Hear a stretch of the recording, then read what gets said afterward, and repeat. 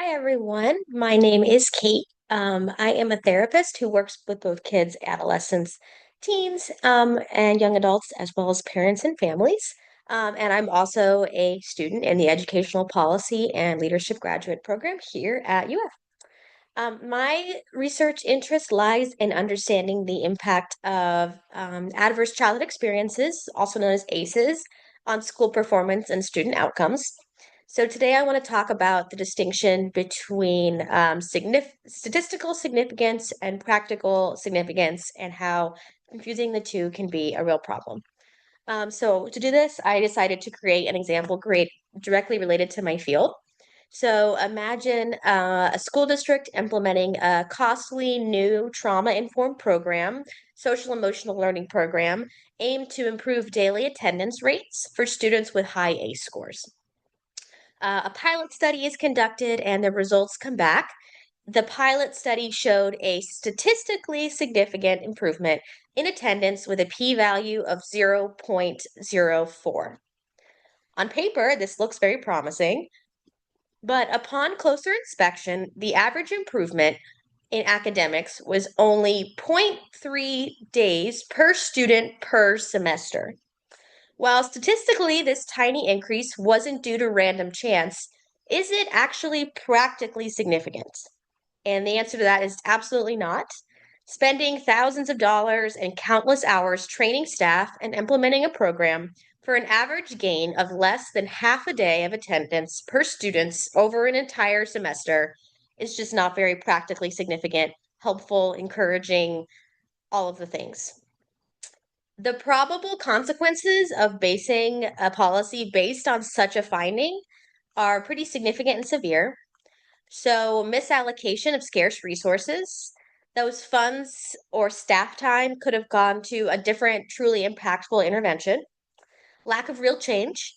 Students with high ACE scores will continue to struggle with attendance, and the underlying issues aren't meaningfully addressed. Burnout and cynicism, educators, families, trainers might become more jaded by the ineffective program and then less likely to have faith in future initiatives. And opportunity cost. We miss out on investing in an intervention that could make a really substantial difference. On the other side of the coin, investing in or findings that are practically significant but not statistically significant. So let's give another example. A small, innovative after school mentorship program for students impacted by ACEs. A qualitative review and anecdotal evidence suggest significant, profound improvements in student engagement, grades, emotional regulation. All of those things are really practical differences for the kids. However, there was a really small sample size or perhaps a lot of high variability. It's a small program. There's qualitative data, right? The quantitative data didn't reach significance, statistical significance. Let's say there's a p-value of zero point 0.1. So, what are the advantages of considering that finding? Number one, it helps us to identify promising intervention. It allows us to recognize programs that are helpful for the students, even if formal statistical proof is not quite there, it's still developing and ongoing.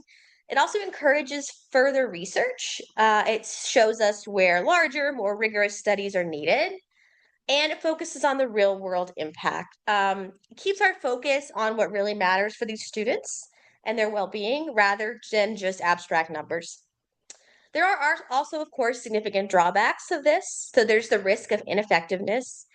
Without that statistical backing, we run the risk that observed practical effects might be due to chance, bias, other unmeasured factors, rather than the actual intervention itself. Difficult to scale. It's harder to get funding, adopt it more widespread, get policy support for those programs that are lacking statistical proof. And also we have ethical concerns. So implementing a widespread policy based on unproven practical significance could lead to ineffective or perhaps even harmful practices. So what do we do?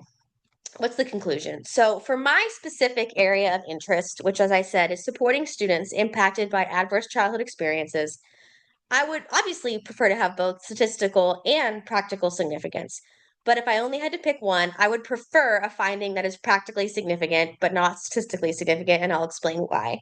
When we're dealing with the lives and futures of vulnerable children, any tangible, meaningful improvement in their well being and academic success is a huge win.